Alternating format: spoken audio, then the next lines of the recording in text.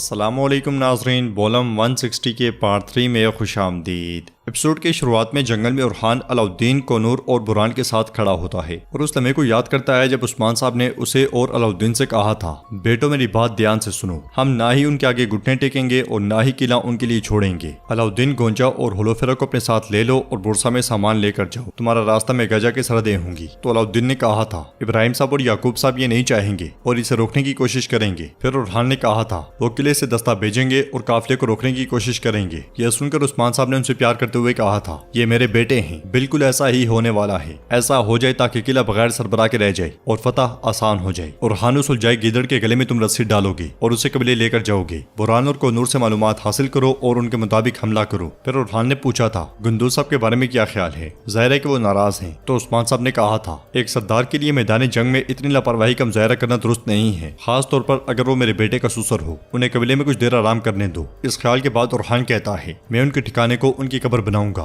चलो शाबाश। ये कहते और सुनते साथ ही वो सब चल पड़ते हैं। काई कबीले में मलका खवातीन के पास आती है, मगर खवातीन उसे कोई खास अहमियत नहीं देती। ये देखकर वो पूछती है, क्या आप मुझे खुशामदीद नहीं कहेंगी? बाला खातून कहती है, जिस दिन से आप सरहदों पर आई हैं, आप खुश नहीं हुई मलका खातून। तो मलका कहती है, इस बार मैं यहाँ खुशी से आई हूँ। क्या आपने नहीं सुना कि मेघाजा अब से हमारा है? हम पड़ोसी बन गए हैं। जवाबन बाला खातून कहती है, हाँ बिल्कुल, हमने सुना है। हमने ये भी सुना है कि आपने उसे कैसे हासिल किया है। तो मलका कहती है, मुझे उम्मीद है कि आप नाराज नहीं हुई। वैसे भी इब्राहिम बे और याकूब बे ने उस्मान साहब से बात की है और इस पर इत्तेफाक किया। अब दुश्मनी इख्तलाफ खत्म हो गई है। यह सुनकर बाला खातून कहती है, इख्तलाफ खत्म। आपने अपने बेटे अहमद के कातिल को भी ढूंढ लिया। अब आप हमसे क्या चाहती हैं मलका खातून? तो मलका कहती है, क्या हम यहाँ खड़े रहकर बात करेंगे? क्या मैं आपको मेहमान नवाजी का तरीका सिखाऊं? तो बाला खातून कहती है, चले अंदर चलते हैं। खवातीन एक तरफ जबकि आंद्रा दूसरी तरफ चल पड़ती है। नाज़रीन, इसके बाद हम देखते हैं कि उलझाई के ठिकाने के पास उरहान अपने साथियों के साथ आहिस्ता आहिस्ता मंगोलों को मौत के घाट उतारना शुरू कर देता है। उसके साथियों को जो भी मंगोल नजर आता है वो उसे मारते ही चले जाते हैं। मुकम्मल खामोशी के साथ ये काम सरंजाम दिया जा रहा होता है। बुरान और कोनूर भी उनका भरपूर साथ दे रहे होते हैं। पड़ाव में खसरियो मंगोल सिपाहियों के साथ मौजूद होता है कि इसी लम्हे मंगोलों पर तीर बरसने शुरू हो जाते हैं। उलझाई उठकर देखता है तो हमला करने वाला उरहान होता है। बुरान और कोनूर को उनके साथ देखकर वो चौंक जाता है। जबरदस्त तीरंदाजी में बहुत से मंगोल मारे जाते हैं और उरहान अपने साथियों के साथ पड़ाव में उतरकर मंगोलों पर तलवारों से टूट पड़ता है। वो अपने पहले हल्ले में ही कई मंगोलों को काट डालता है। मंगोल जिस रफ्तार के साथ भागते हुए आते हैं उसी रफ्तार के साथ जहन्नुम की रात देखते हैं। खसरियों को भी समझ नहीं आती कि वो करे तो करे क्या। अलाउद्दीन, बुरान, सुंगुर आगा कोई भी किसी पर रहम नहीं खाता। कुछ देर की लड़ाई के बाद तमाम मंगोल मारे जाते हैं और भाई सुंगुर हस्तियों को दबोच लेता है। कोनूर के पास आने पर हस्तियों पूछता है, कोनूर तुम इनके साथ क्या कर रही हो? तुमने इब्राहिम बे के साथ गद्दारी की। जवाबन कोनूर कहता है, मेरा मकसद कभी भी इब्राहिम साहब के साथ चलना नहीं था। तो इन गिदड़ों के साथ कैसे हो सकता है हस्तियों? ये भी वाज़ेह नहीं कि इनकी रस्सी किसने पकड़ी हुई है। जवाबन हस्तियों कहता है, ये गिदड़ तो है मगर वफादार हैं और किसी की पीठ के पीछे कोई खेल नहीं रचाते। यह सुनकर कोनूर कहता है, जो इस सरजमीन पर खून बहाना चाहता है वो यही लोग हैं।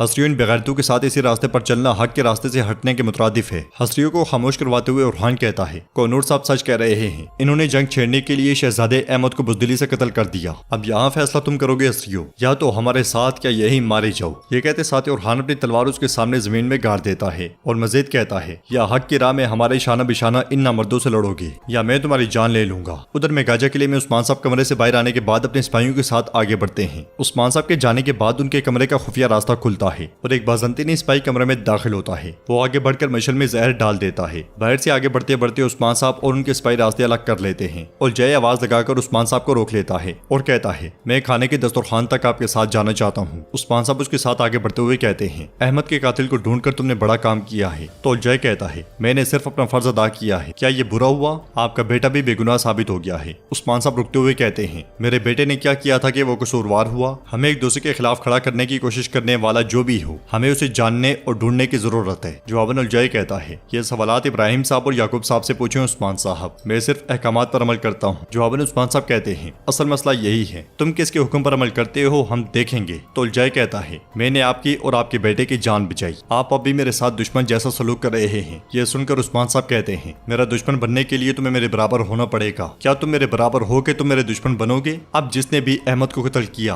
काजी को मारने वाला भी वही है। मैं दूसरों की तरह बिल्कुल नहीं हूँ। मैं हकीकत को अच्छे से जानता हूँ और जब हकीकत सामने आएगी फिर मैं अपना हुक्म जारी करूंगा। ये कहते साथ ही उस्मान साहब आगे बढ़ जाते हैं। उलजैबी उन्हें गुस्से में देखते हुए उनके पीछे चल पड़ता है। अंदर खाने की मेज पर मेहमद सरदार इब्राहिम और याकूब से कहता है, जबकि उस्मान हमारे हाथों में है उसे मार डालते हैं। हमारे खिलाफ वैसे भी कौन खड़ा हो सकता है, और हान या अलाउद्दीन। तो सरदार इब्राहिम कहता है, मेहमद तुम ठीक कहते हो, कोई खड़ा नहीं हो सकता। ताहम हमें इसके बारे में बारीकी से सोचने की जरूरत है। हम ऐसा मंसूबा बनाएंगे कि बगैर सरदार के रहे जाने वाला कई हमारे ताबे हो जाए। फिर सरदार याकूब कहता है, बोरसा के कमांडर और किले के गवर्नर रवाना हो गए हैं। वो जल्दी यहाँ पहुँच जाएंगे। हम तमाम तरकुवतें अपने हाथों में जमा करेंगे। कल तुम उन सबका इस्तकबाल करने जाओगे मेहमद। तो सरदार इब्राहिम कहता है, ताकत और तिजारत दोनों हमारे हाथ में होंगे और उस्मान एक कोने में फंस जाएगा और वो ऐसा फंसेगा कि हमारे सामने झुकने के सिवा उसके पास कोई रास्ता नहीं होगा। याकूब साहब चले, हम गुंदूज साहब के कबीले चलते हैं। मैंने पहले ही सिपाही के जरिए खबर भेजी है। हम गुंदूज साहब के साथ एक ऐसा खेल खेलेंगे कि वक्त आने पर जब हम जहाँ चाहें वो वहाँ खड़े हों। यह सुनकर सरदार याकूब मुस्कुराते हुए कहता है, इब्राहिम साहब तुम्हारा दिमाग किसी और तरीके से काम करता है, इसलिए मैं उस्मान साहब और जय के साथ वहाँ दाखिल होते हैं। वो तीनों खड़े होकर उस्मान साहब को सलाम करते हैं। फिर बैठने का कहते हैं तो उस्मान साहब कहते हैं, सदरान ये क्या है? क्या आपने अपनी रवायात और सुन्नत से मुंह फेर लिया है? क्या आप जमीन पे बैठना भूल गए हैं? ये मेज क्या है? तो सरदार याकूब कहता है, हम आदात और रिवायात तुमसे नहीं सीखेंगे। हम भी इस मेज पर बैठने के शौकीन नहीं हैं। हमें काम थोड़ा जल्दी करना है, बैठ जाओ आप। फिर सरदार इब्राहिम खाना दिखाते हुए कहता है, नई चीजें उस्मान साहब, आपको भी आदत हो जाएगी, बैठ जाएं। जवाबन उस्मान साहब कहते हैं, ओहदा किसी को खराब ना करे। ये सिर्फ जाहिर करता है कि इंसान के अंदर वाकई क्या है। ऐसा लगता है कि आप वाकई यही चाहते हैं। इन काफिरों के साथ काम करके आपको उनकी रवायात की आदत हो गई है। उधर हम देखते हैं कि उरहान ने उलजय के ठिकाने पर कब्जा किया होता है और वो सब बड़े पुरस्कून अंदाज में बैठे होते हैं। उरहान को थोड़ा परेशान देखकर अलाउद्दीन उसके पास जाता है और उससे पूछता है, तो आप अब भी मुझसे नाराज हैं भाई? माफ करना, आप जानते हैं कि मैं अपना मुंह बंद नहीं रख सकता। तो उरहान मुस्कुराते हुए कहता है, अलाउद्दीन तुम अकेले नहीं हो, फातिमा भी तुम्हारी जैसी है। ऐसा लगता है कि मेरा इम्तिहान तुम हो। जवाबन अलाउद्दीन कहता है, ऐसा ना कहो भाई, क्या मैं इतना बुरा हूँ? यह सुनकर उरहान कहता है, तुम्हें कोई रोक नहीं सकता, तुम सच जरूर कहोगे। अलाउद्दीन कहता है, मैंने फर्ज के बोझ से गलत बात कही, मुझे नहीं लगा था कि गुंदूज साहब नाराज हो जाएंगे। उरहान कहता है, जानता हूँ भाई, गुंदूज साहब ने जो किया वो गलत किया, लेकिन आदाब हमारे लिए बहुत अहमियत रखते हैं। ये मत समझो कि मैं गुंदूज साहब की हिफाजत कर रहा हूँ। कोई भी सरदार होता मैं भी यही कहता,